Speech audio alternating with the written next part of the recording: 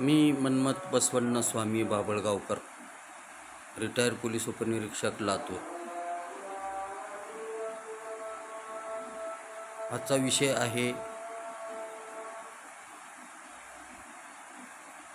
सतत पत्नीला मारहाण करून, त्रास देऊन आयुष्याचं वाटोळं करून घेऊ नका. मित्रहो, आजकाल सर्वच समाजामध्ये मुली मिळणं फार अवघड झालेलं आहे. बरेचसे माझ्याकडे तक्रारी आहेत की मुलगी डिवोर्स झाली, दुसरं लेकरू झालेलं असलेलं देखील त्याचं बॅकग्राऊंड विचारतात, त्याची चौकशी करतात, कशा कारणावरून डिवोर्स झालं. असू शकते एखाद्या वेळेस मुलाकडून चूक असेल, एखाद्याकडून मुलीकडून चूक असेल, पण मुलाला मुलगी द्यायची म्हणली तर मुलगी एका स्त्रीला, एका वधूला मुलगी बी असेल खाली, तरी पण त्यांचे आईवडील चौकशी करतात, मुलाला मुलगी देत नाहीत. अशी वाईट परिस्थिती निर्माण झालेली आहे. मग तुम्ही तुमच्या मुलाला सांगा, आईवडिलाकडं लक्ष पाहिजे. जर आईवडिलांनी वेळीच लक्ष नाही दिलं तर मुलाचं आणि मुलीचं वाटोळं होतं. मुलगा का मारहाण करतो, कशासाठी शिवीगाळ करतो, आईवडिलांनी वेळीच लक्ष दिलं पाहिजे. जर लक्ष नाही दिलं मग वाटोळं होणार. मग कोर्ट कचेऱ्या करणार. तिला जर मूलबाळ असेल तर मग कोर्टात पोटगीचा दावा देणार. अशा परिस्थितीला सामोरे जाण्यापेक्षा तुमचं कोर्ट कचेरी होण्या आणि पोटगी घेण्यास 2-3 वर्ष जातात. तुमचं मिटवलंच नाही, पहिलं मिटलंच नाही तर दुसरी मुलगी कशी देतील. असे बरेचसे उदाहरण माझ्या या वधूवर परिचय मेळावा, वधूवर परिचय ग्रुपमार्फत, म्हणजे मुख्य संघटक जंगम ग्रुप लातूर, वधूवर 99-235 96-378 या वधूवरच्या माध्यमातून मी काम करत असतो. त्यावेळेस मला बराचसा अनुभव आलेला आहे.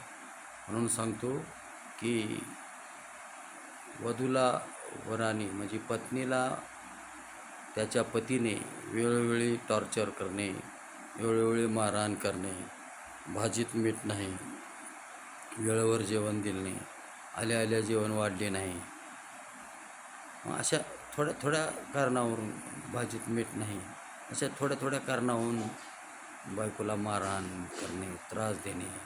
आणि तुम्ही लक्षात ठेवा, ती आपल्या आईवडिलाच्या जीवनातून आपल्या जीवनामध्ये एक नवीन रूप घेऊन सामील झालेली असते आणि आपल्या जीवनामध्ये ते एकरूप होण्यास खूप वेळ लागतो. लगेच तुमच्या घरी आले म्हणजे ते सट होत नसते. तुम्हाला वाटते की आमच्या घरातली चालीरीती, रीतरिवाज सगळंच कळावं, पण ते कळायला थोडा वेळ लागतो. हळूहळू तुम्हाला दमच पडत नाही. सासूनं सांगितले की ऐकावं, सुनानं सासऱ्यानं सांगितले की ऐकावं, सगळ्याचंच ऐकावं, पण त्यासाठी थोडा वेळ काढला पाहिजे आणि दम दिला पाहिजे, दम धरला पाहिजे. तुम्हाला दमच पडत नाही. मी एक नवरोबा वाटते, मी एक नवरदेव आहे, मी एक नवरा आहे. अरे भोसडीच्या, तू जरा नीट वाग ना. तू जर नीट वागलास तर तुझा संसार होईल. मी नवरा म्हणजे नवऱ्याच्या पद्धतीनं राहणार. तुझ्या जर बहिणीला दिल्या घरी जर त्रास दिला नवऱ्यानं मारहाण करून, थोड्या गोष्टी, तुला राग येईल ना. मग घरात कसे संसार विस्कळीत होतो. आपल्या बहिणीला भाऊजीनं मारहाण केली म्हणून समज दे, बहिणीनं फोन करू द्या की मला काही कारण नसताना माझ्या नवऱ्यानं मारलं, थोड्या गोष्टीनं मारलं, भाजीत मीठ नाही म्हणून मारलं, लवकर स्वयंपाक केलं नाही म्हणून मारलं.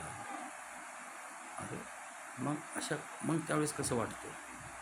मग तशीच ती तर कोणाची बहीण आहे, कोणाची लेक आहे. तुम्ही व्यवस्थित वागा, तुमचा संसार चांगला होईल. तुम्ही त्या खानदानीला नाव ठेवता, मग तुमची चांगली खानदान तयार करा ना. तुम्ही चांगलं वागणूक द्या, चांगले वर्तन करा. लेकरं झाल्यानंतर त्याला चांगले संस्कार घडवा. मग तुमची बी खानदान होईल. तुम्ही बायकोकडली खानदान काढता, मग तुम्हाला लेकरं झाल्यावर आता तुमचं कुटुंब तयार झाल्यावर तुमची बी एक खानदानच होती ना. प्रत्येकाची अशी एक साखळीच तयार होत असते. प्रत्येकाची नवरा बायको झाली की त्याला लेकरं झाली की मग ती एक वेगळी खानदान झाली.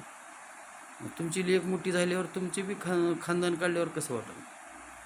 खानदान चांगली नाही, खानदान चांगली नाही. वाईट चालीरीतीचे आहेत, बदमाश आहेत, आई घाल्या माई घाल्या काही बी असं वेड्यावाकड्या शिव्या देतात मुलीला, आपल्या पत्नीला. हो, शिव्या द्यायच्या पद्धतीनं द्या. सतत मारहाण करणे, बायको ही धाकात राहिली पाहिजे. बायकोला सतत मारण्याने तुमच्या संसारात विष कालवल्यासारखं होते. संसार सुखाचा राहत नाही. तुम्ही मारहाण करत असला, दारू पिऊन मारणे किंवा थोड्या कोणत्याही कारणाने मारा, ती तुमच्यावर खुश राहत नाही. एक संसार करते, लेकरं बाळा आहेत म्हणून, लेकरा बाळाकडे बघून, पण तुमच्यावर खुश राहत नाही. तुमच्यावर जसं मनातून प्रेम करावं तसं करत नाही. तुम्ही थोडा वेळ लावला ड्युटीहून यायला किंवा बाहेर गाऊन घरी यायला वेळ लावला तर ती वाट बघत नाही. मला भूक लागली म्हणते, जेवण करते. आणि जे खरंच जीव लावणाऱ्या पत्नी मुली असतात, वधू असतात, ती बघा नवरा आल्याशिवाय किंवा नवऱ्यानं जेवण केलो म्हणून फोन केल्याशिवाय घास घेत नाहीत. मग अजून कशी जेवायला लावायचं तुम्हाला? किती जीव लावायचा? अहो, मुलीच मिळणार. खूप अवघड कंडिशन झालेली आहे. लग्न झाल्यानंतर खूप विचार करून संसार करावा लागतो.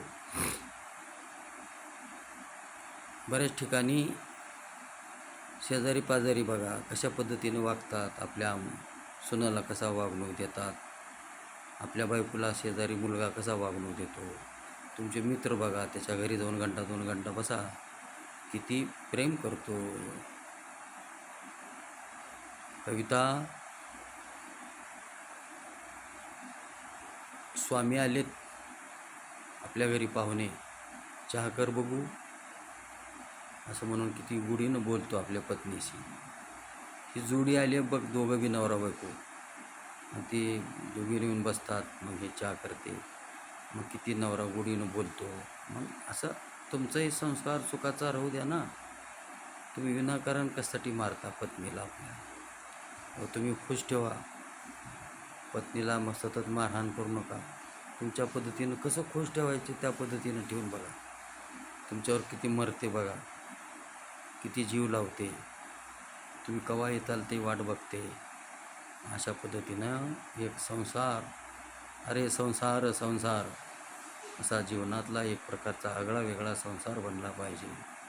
आपलं उदाहरण शेजाऱ्याने घेतलं पाहिजे. आपण चांगलं वागलो, आपण दोघं बाहेर फिरून चाललात. बरेचशे ठिकाणी पती पत्नी किराणा आणायचा असेल तर दोघंही मिळून जातात, नवरा बायको. भाजीपाला आणायचा असेल तर दोघं मिळून जातात. हे मी प्रत्यक्ष पाहिलं आहे, अनुभवलं आहे म्हणून सांगतो. चूज गोष्टीला, देवाला दर्शनाला जायचं आहे, एकटा नवरा जात नाही, नवरा बायको जातात, दर्शन करून घेऊन येतात, आशीर्वाद घेतात. आणि मुलगा असेल तर मुलाला बी घेऊन जातात. म्हणजे मुलाला देखील एक सत्संग कळला पाहिजे, देवधर्म समजला पाहिजे. आपल्या लिंगायत धर्मामध्ये मुलाला लिंग घालायला पाहिजे, लिंग घालून त्याला एक रोज पूजा करायला लावला पाहिजे. जर आईवडिलांनी जर लिंग घालून पूजा केली तर मुलगा बी लिंगाची पूजा करतो, लिंगाला पाणी घालतो आणि आईवडिलाच्या पाया पडतो. तसं बी आपण आपल्या आईवडिलाच्या जर पूजा करून, आंघोळ करून पूजा केली, आईवडिलाच्या पाया पडलो, तर आपली पत्नी देखील नवऱ्याच्याही पाया पडते आणि सासू सासऱ्याच्याही पाया पडते. तर तसंच सासू सासऱ्यांना देखील ट्रीटमेंट दिली पाहिजे, वागणूक दिली पाहिजे. सतत थोड्या कारणावरून भाजी चांगली केली नाही, मीठच कमी आहे, कामच करत नाही, लक्ष देत नाही, जिथल्या तिथं सामान पडलेलं आहे, अस्ताव्यस्तच आहे, तिला समजत नाही का, तिला दिसत नाही का, असं देखील सासूनं म्हणायला नाही पाहिजे. सासरा तर काय असतो, तो भाऊली बुवा असतो. म्हणजे तो येणं, जेवण करणं, आपल्या कामाला जाणं, नोकरीला जाणं, खाजगी नोकरीला जाणं, अशा प्रकारचा दिनचर्या त्या सासऱ्याची असते. घरात वागून घेणारी सासू असते. सासूनं देखील आपल्या मुलाला भडकावलं नाही पाहिजे. खोटं नाटक आहे सांगून हे असंच केलं नाही तसंच केलं नाही म्हणून त्यांच्या जीवनामध्ये वैवाहिक जीवनामध्ये अडचण निर्माण केली नाही पाहिजे आणि लावालावी केली नाही पाहिजे. सिरियल बघता बघा टी व्हीवर येऊ द्या हवा म्हणून, मग तसं तुम्ही नवरा आला की तुमची हवा नवऱ्याची कानं भरता. मग नवरा लगेच काय करतो, थोड्या थोड्या गोष्टीवरून शिव्या देतो. माय घालीची किती वेळ लागला ताट मी येऊन बसलो हात देऊन, अशा वेड्यावाकड्या शिव्या देतात. मग तुम्हाला समजलं पाहिजे की ते तिच्या आईवडिलाला सोडून आपल्या संसारात वैवाहिक जीवनामध्ये एक नवीन वास्तव्य तयार करत आहे आणि एक चांगला संसार करत असताना तुम्ही जाणून बुजून तिला शिव्या देता आणि आपल्या संसारात विष घालून घेता. मग बघा, शेजारचं बघा, आजूबाजूचं बघा, मित्राचं अवलोकन करा आणि मग तरी तुम्ही हुशार व्हा की आपण कशा पद्धतीने आपल्या पत्नीला सुख दिलं पाहिजे, सांभाळलं पाहिजे. तिची प्रत्येक स्त्रीची अपेक्षा असते की मला माझ्या नवऱ्यानं प्रेम केलं पाहिजे, मला प्रत्येक गोष्टीला विचारलं पाहिजे. मार्केटमध्ये गेलं तर भाजी काय आणू म्हणलं पाहिजे, वांगी आणू का, दोडके आणू, टमाटे आणू का, लसूण आणू, कांदा आणू, काय का आणू म्हणून त्यांनी फोनवर विचारलं पाहिजे. असं ते प्रेम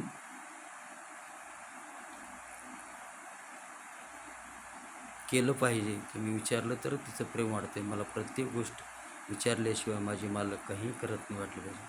तुमच्याशी संसार एक रूप, एक जीवानी, एक दिलानी करते.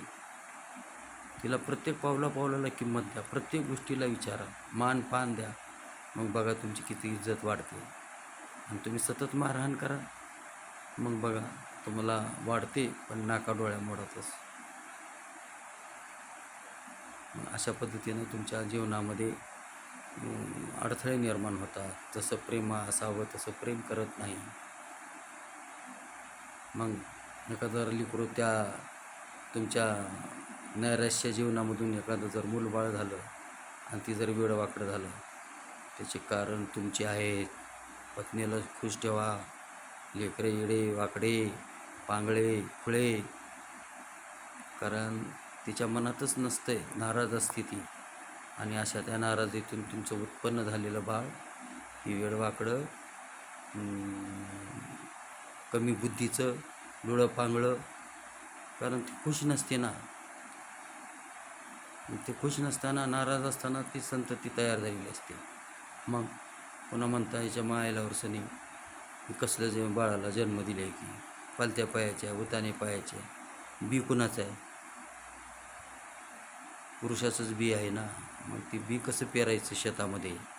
चांगलं बी पेरायचं का वाईट बी करायचं? वाईट विचार ठेवू नका, तुमचे वाईट विचार ठेवू नका, तिला बी दुःखी ठेवू नका. मग होणारी संतती चांगली असते, सुजलाम सुफला जीवन बनते. सगळ्या गोष्टीचा विचार करून चालला तर तुमचं जीवन सुखी होते. थोड्या थोड्या गोष्टीला जर तुम्ही पत्नीला मारता, शिव्या देता, प्रत्येक हर गोष्टीला, हर पावलीला आईला आणि माईला, तुझ्या माईची गाण, तुझ्या आईची गाण, तुझी खानदानं चांगली नाही, बरोबर तुला समजत नाही का माय घाली, असं शिव्या देणं हे अविचारी आहे. हे तुमचं जीवन नाही चांगलं. सुधारा, वेळ गेलेली नसते. आणि पुन्हा एकदा जर वाईट झालं मग कायच नाही, कोर्टाच्या चक्राशिवाय पर्याय नाही. आणि दुसरी बायको कोणी देत नाही. जीवन एक लेकरू राहते ती बी मायबापाकडं, बायकोकडंच राहते. मग तुम्हाला बायको मिळत नाही, वैवाहिक जीवन बी असंच वाईट दशेतून जाते. वेळीच ठरवा, उठसूट, आपल्या पत्नीला मारहाण करू नका, शिवीगाळ करू नका, त्रास देऊ नका, एक चांगलं जीवन जगा. अशा पद्धतीने ही मुलगी बी ही कुठली तरी दुसऱ्या घरून, पर्याय घरातून तुमच्या घरात आली असते आणि तुमचं अस्तित्व, तुमचा संसार चांगला करत असते. संसाराला, भांड्याला भांडं देखील वाजू देत नाही, अशा पद्धतीनं संसार करते. मग त्या मुलीला तुम्ही सुखाने खुश ठेवा. बस यात माझं काही जरी बोलताना काही चुकलं असेल तर मला माफी असावी. आणि हा व्हिडिओ जर आवडला असेल तर या व्हिडिओला लाईक करावा, सबस्क्राईब करावा आणि इतर ग्रुपला पाठवावं. शिवशरणार्थ. शिवशरणार्थ शिवशरणार्थ.